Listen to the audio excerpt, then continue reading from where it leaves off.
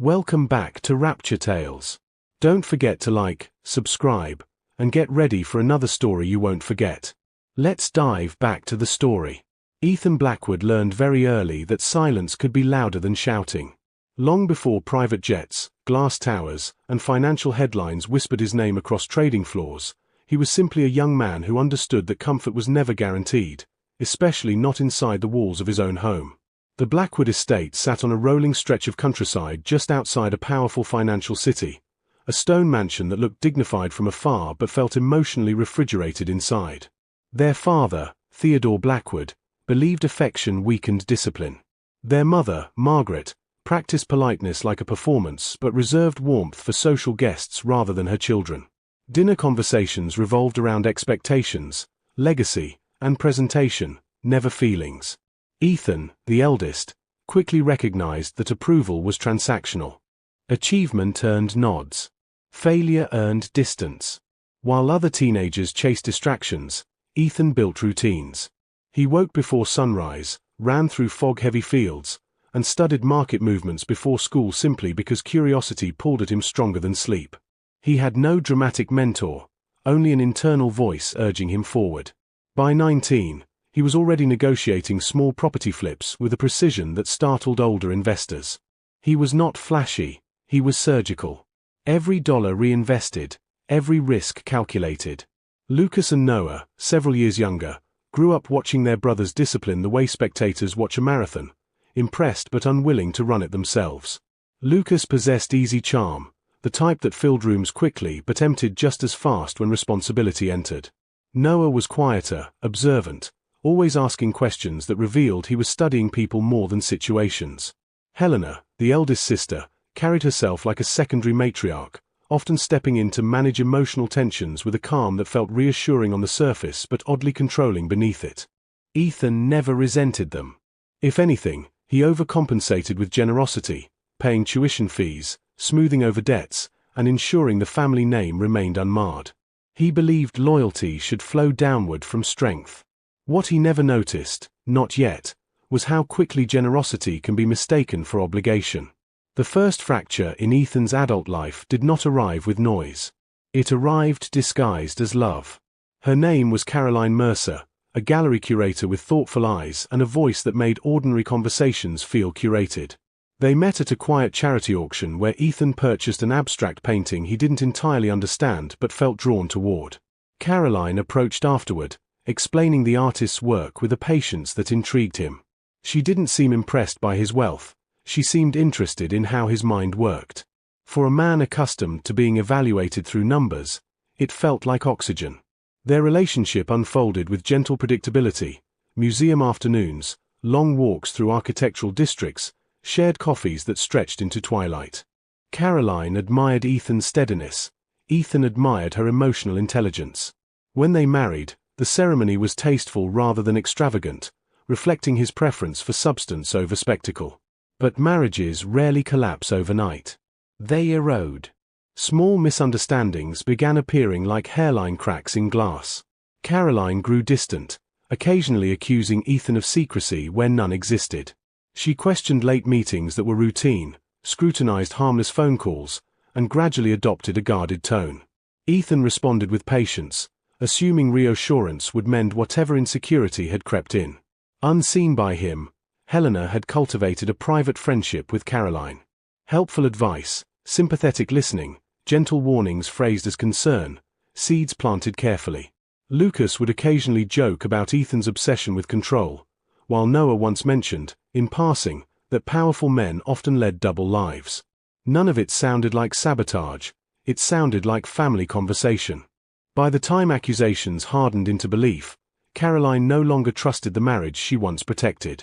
Arguments became colder, less about resolution and more about emotional positioning. The day she asked for a separation, rain tapped softly against their penthouse windows, and Ethan stood motionless, not from shock but from the dawning realization that something invisible had been working against him. The divorce was efficient, almost sterile. No screaming, no theatrics. Just signatures. He told himself some loves simply end. He never imagined they had been quietly ended for him. If heartbreak hollowed Ethan, Fatherhood rebuilt him. When Daniel and Samuel were born, identical down to the determined crease between their brows, something inside Ethan reorganized. The hospital room smelled faintly of antiseptic and warm linen, but all he noticed were two impossibly small fists gripping his fingers with surprising strength. Responsibility no longer felt abstract, it breathed. Caroline, already emotionally distant, struggled with the demands of motherhood. Within months of the divorce, Helena stepped forward with practiced reassurance, offering to help coordinate childcare. She recommended nannies, pediatric specialists, developmental consultants, an infrastructure so efficient it appeared miraculous. Ethan, overwhelmed yet grateful, trusted her completely. Helena had always been composed, the sibling who anticipated needs before they were spoken. She remembered school deadlines, scheduled family gatherings, and mediated disputes with diplomatic elegance. When she spoke, people listened because she rarely raised her voice. "Focus on building their future," she once told Ethan while gently rocking Samuel to sleep. "Let me help protect their present." He agreed without hesitation. Meanwhile, his professional ascent accelerated. A strategic acquisition during a market downturn transformed his modest firm into a formidable investment powerhouse. Within a decade, Ethan Blackwood became synonymous with precision development, reviving neglected districts into thriving economic corridors. Journalists described him as disciplined. Competitors described him as unstoppable. Lucas celebrated this success loudly, often telling friends his brother could buy half the skyline. Noah preferred quieter benefits, requesting introductions, legal consultations, and occasional capital injections into ventures that rarely matured. Ethan obliged each time, convinced that lifting family elevated everyone. Holidays grew more lavish, gatherings more curated. Yet beneath the polished laughter lingered an unspoken recalibration. Ethan was no longer simply a brother. He was infrastructure. Still, when Daniel took his first unsteady steps across the marble floor of Ethan's home office, collapsing into his father's arms with delighted squeals, none of those subtle shifts mattered. In those moments, Ethan believed he was building something immune to corruption, a future anchored in love rather than expectation. He could not see the delicate threads tightening around him. Not yet. Vivienne Moore entered Ethan's life without spectacle, which is perhaps why he trusted her sooner than he trusted most people. They met during a city redevelopment forum where Vivienne presented a community-centered housing model that prioritized long-term livability over rapid profit. Her arguments were sharp but measured, her confidence grounded in preparation rather than performance. When she challenged one of Ethan's projections during a panel discussion, the room held its breath.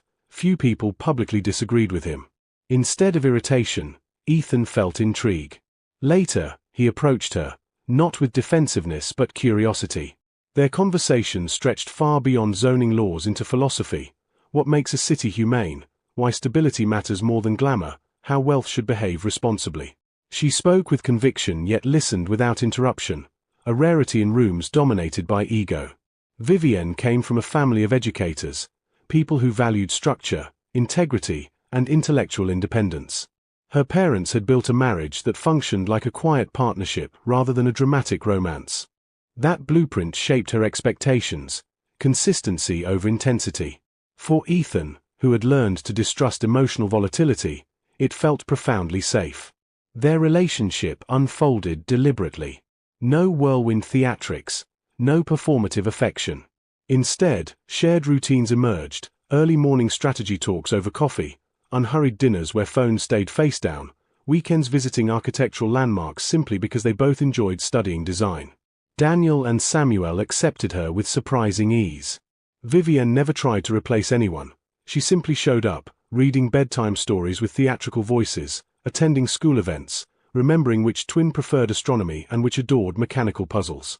Helena approved almost immediately, praising Vivienne's composure. Lucas admired her elegance. Noah noted her practicality. Everything appeared aligned. The proposal took place on a quiet terrace overlooking the river at dusk. No photographers hiding in hedges, no orchestrated spectacle. Ethan asked plainly. Vivienne answered without hesitation. Yet the moment news of the engagement spread through the family, something subtle shifted, like air pressure before a storm. Lucas began making comments about prenuptial agreements disguised as humor. Noah asked unusually detailed questions about estate structures.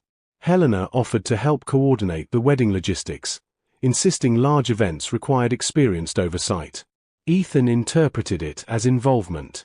It was, in truth, positioning. Wedding preparations transformed the Grand Aurora Hotel into a living organism of motion. Florists mapping installations, chefs calibrating tasting menus, stylists gliding through corridors with garment bags like silent attendants of ceremony. Claire Whitman, the planner orchestrating it all, operated with elegant authority. She noticed everything: the way Lucas lingered near financial discussions, how Noah quietly photographed seating charts, how Helena requested duplicate copies of vendor contracts under the pretense of contingency planning. To most, these were harmless details. To Claire, they formed patterns. One evening, while reviewing ballroom lighting, she remarked gently to Ethan, "Your family is very attentive." Ethan smiled. "They care." Claire returned the smile but said nothing further. Meanwhile, Marcus Hale, Ethan's attorney, finalized routine marital protections: balanced, fair, uncontroversial. When he requested updated asset inventories, Noah appeared unusually interested in the process, even joking that Ethan's empire required its own constitution. Days before the ceremony, Helena suggested a private family gathering at the hotel, something intimate before the public celebration. Ethan agreed readily. Unity mattered to him. Vivienne, watching from the edge of these interactions, occasionally felt an indefinable tension, like hearing a note slightly off-key in an otherwise perfect symphony. Yet whenever she studied Ethan's calm expression, her concern softened. He was not a man easily deceived. Or so she believed. The night before the wedding arrived wrapped in velvet darkness and city light. From his suite window, the skyline glittered with indifferent brilliance while anticipation hummed through the hotel's upper floors. What began as a playful impulse took root in Ethan's mind that evening. Lucas and Noah had always been theatrical, fond of jokes that stretched into elaborate pranks. Curious, and admittedly nostalgic, Ethan decided to reverse the dynamic. When he learned his brothers planned to gather briefly in his suite while he was supposedly at a late rehearsal, an idea surfaced. He would hide. Not out of suspicion, not yet, but out of mischief. A rare indulgence. Minutes before their arrival, Ethan slipped into the bedroom, crouched, and slid beneath the expansive bed. The carpet muffled sound. Shadows concealed him completely. He imagined the laughter when he emerged, the shared embarrassment, the kind of memory families retell for years. The door opened. Lucas entered first, his footsteps energetic. Noah followed, quieter, closing the door with deliberate care. For a moment, there was only the rustle of fabric and the faint clink of glassware. Then Lucas spoke, not with humor, but with a sharpness Ethan had never heard before. "After tomorrow," he said, "everything changes.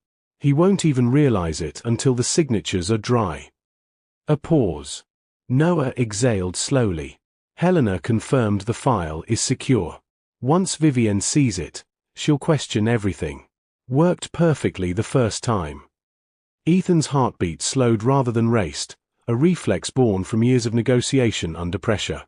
Lucas gave a low laugh. Imagine being the richest man in the room and still the easiest to manage. Wallet. The word landed without being spoken, hovering in the silence like a verdict. Beneath the bed, Ethan felt something irreversible shift inside him, not an explosion of anger, but the precise, glacial formation of clarity. And as their conversation darkened, threading through plans of control, fabricated doubt, and a document tied to his children that should not have existed, the generous brother who had lifted everyone began, quietly and completely, to disappear. The voices above Ethan did not fade quickly. They sharpened. Lucas moved across the suite with restless energy, the ice in his glass chiming softly as he spoke. "The timing has to be perfect. We wait until after the ceremony, emotions high, guests everywhere, no room for a scene. Then Helena brings the folder. Standard guardianship restructuring, temporary asset supervision." Phrases that sound harmless. Noah's reply carried its usual surgical calm. He won't read the fine print immediately. He trusts process more than people. By the time he realizes, the authority transfers will already be active. Ethan lay perfectly still beneath the bed, each word reorganizing his understanding of the last decade. This was not opportunism, it was architecture. Careful, layered, patient architecture. "And Vivienne?" Lucas asked. A faint rustle suggested Noah adjusting his cufflinks. "Helena will handle her. She always does. Once doubts enter a marriage, it governs itself." The mention of his first marriage pressed briefly against Ethan's chest, not as pain but as confirmation. That quiet erosion. It had not been natural weather. It had been engineered climate.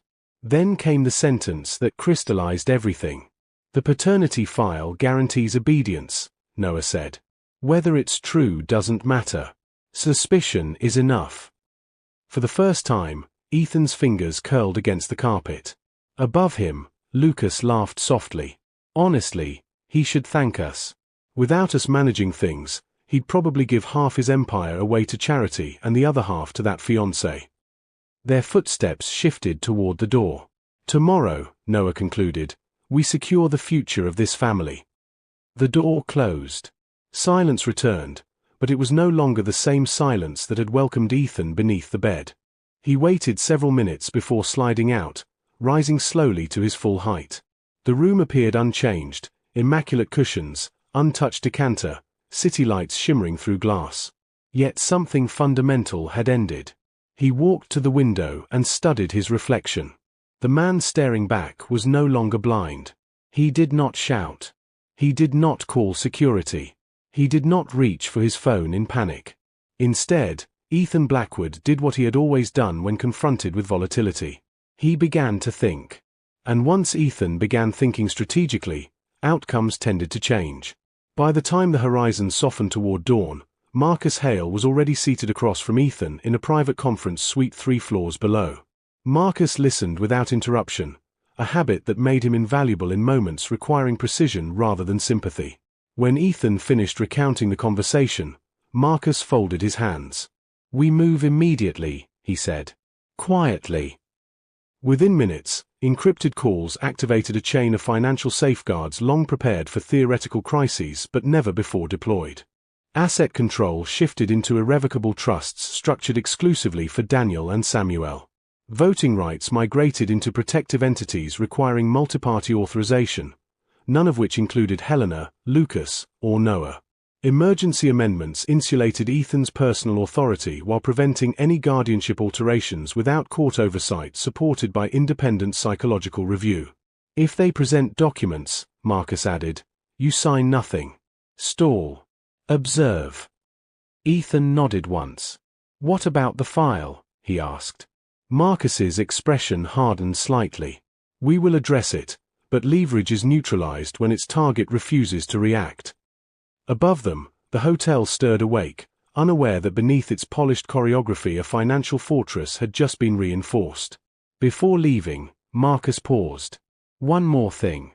Continue exactly as planned today. No behavioral deviations." Ethan allowed the faintest smile. "You're suggesting I attend my own wedding?" "I'm suggesting," Marcus replied, "that the most powerful position is the one your opponents believe remains vulnerable." When Marcus departed, Ethan remained seated for a moment, absorbing the stillness. He did not feel rage. He felt refinement, the sharpening of instinct, the narrowing of focus. The generous brother had not vanished entirely. He had simply stepped aside for the strategist who understood that betrayal, once illuminated, becomes predictable. And predictable opponents are already halfway defeated. Morning arrived luminous, draping the city in gold as though nothing complicated could possibly exist beneath such beauty. Vivienne stood before a tall mirror while attendants adjusted the final lines of her gown, a creation of quiet elegance that favored structure over spectacle. When Ethan entered the suite for their private pre-ceremony moment, conversation softened respectfully as staff withdrew. For several seconds, neither spoke. Vivienne studied him with gentle intensity. "You didn't sleep." "I rarely do before major negotiations," he answered lightly. She stepped closer, searching his face not for perfection but for truth. "Are you certain you're ready?" Ethan considered the question carefully. Ready for marriage? Absolutely. Ready for performance? Already underway. I have never been more certain of anything, he said, and realized it was not a lie. Because certainty no longer depended on illusion. Vivienne exhaled, tension dissolving from her shoulders. Then whatever tomorrow brings, we face it together. Together. The word settled warmly, reminding Ethan that not every bond in his life was transactional. As the ceremony unfolded hours later beneath vaulted ceilings washed in soft light, guests witnessed what appeared to be flawless harmony. Lucas delivered charming remarks during informal toasts. Noah circulated with composed efficiency. Helena glided through conversations like a seasoned diplomat. Claire Whitman, observing from discreet distances, noticed something new in Ethan's posture, an almost imperceptible stillness, like a chess player several moves ahead. When Vivienne reached him at the altar, her smile held unguarded devotion. Ethan felt the gravity of that trust and anchored himself to it. Vows were exchanged. Rings followed. Applause rose. Photographs captured what history would record as a perfect union. Yet beneath the orchestrated joy, Ethan's awareness remained panoramic, registering every glance his siblings shared, every quiet regrouping in corners. He smiled for each camera because sometimes the strongest armor is indistinguishable from celebration. Evening draped the reception in amber glow, music weaving through laughter as crystal reflected candlelight into 1,000 trembling constellations. Lucas appeared at Ethan's side near midnight, expression warm but eyes alert. Helena wants a brief family moment upstairs. Nothing dramatic, just tradition. Tradition. The word had acquired new texture. Of course, Ethan replied easily. The private suite awaited them, quieter, insulated from the revelry below. Helena stood near the table, posture immaculate, a slim leather folder resting beside her hand. For a heartbeat, no one spoke. Then she smiled, that familiar, reassuring smile that had guided so many decisions in the past. We thought it wise, she began smoothly, to finalize a few structural matters while everyone is present. Marriage reshapes responsibilities, and clarity prevents future complications. Noah slid the folder toward Ethan. Lucas poured whiskey no one touched. Ethan opened the folder slowly, scanning pages dense with legal phrasing designed to appear routine. Temporary co-guardianship for stability, supervisory voting mechanisms for asset continuity, discretionary oversight to reduce emotional burden. Each clause was elegant. Each consequence devastating. He closed the folder gently. You've prepared thoroughly, he said. Helena inclined her head. We protect our own. The irony nearly amused him. And the file? Ethan asked, voice neutral. Noah's gaze flickered, the smallest fracture in composure. Helena recovered instantly. A precaution, she said. Families must sometimes rely on uncomfortable assurances. Ethan studied her for a long moment, allowing silence to lengthen until confidence began subtly draining from the room. Then he placed the folder back on the table. I'll review this with counsel, he said. Lucas blinked. Counsel? Tonight? I review everything with counsel. The temperature shifted. For the first time, uncertainty touched their expressions. They had expected gratitude, or at least compliance. What they encountered instead was restraint. And restraint is often the first visible sign of power reasserting itself. Days passed before the next movement, long enough for anticipation to ferment into unease within the Blackwood siblings. Lucas called repeatedly under harmless pretenses. Noah sent follow-up summaries framed as helpful reminders. Helena maintained dignified patience but requested timelines with increasing frequency. Ethan responded politely, committing to nothing. Meanwhile, Marcus finalized the last protective layers, ensuring that any attempt to invoke guardianship would trigger immediate judicial scrutiny backed by independent verification. Then, precisely 1 week after the wedding, Ethan invited his siblings to a breakfast meeting at his primary residence. Sunlight spilled across the terrace as they arrived, perhaps expecting signatures at last. Instead, Marcus joined them. Documents were distributed, not for Ethan to sign, but for them to read. Expressions shifted line by line. Lucas's color drained first. These revoke our access, he said hoarsely. They clarify boundaries, Marcus corrected. Noah scanned faster, searching for loopholes that did not exist. Helena closed her copy with deliberate calm. Ethan. What is the meaning of this? Ethan regarded her steadily. The meaning is accuracy. When she attempted to speak again, he continued. I heard everything that night. The words fell softly, devastating precisely because they carried no volume. For once, Helena had no immediate response. Lucas muttered something about misunderstanding. Noah began constructing an argument that dissolved midway through its own logic. Ethan did not raise his voice. He did not list grievances. He simply removed their leverage from existence. You mistook generosity for dependence, he said. That was my error to correct. Silence stretched, heavy with recalibration. Empires rarely collapse with explosions. More often, they contract quietly until only reality remains. In the weeks that followed, distance replaced proximity. Lucas relocated, suddenly intent on finding his own path. Noah immersed himself in legitimate practice, perhaps recognizing that strategy without ethics is merely delay before consequence. Helena withdrew into a social orbit where reputation mattered more than control. Her influence diminished not through scandal but through irrelevance.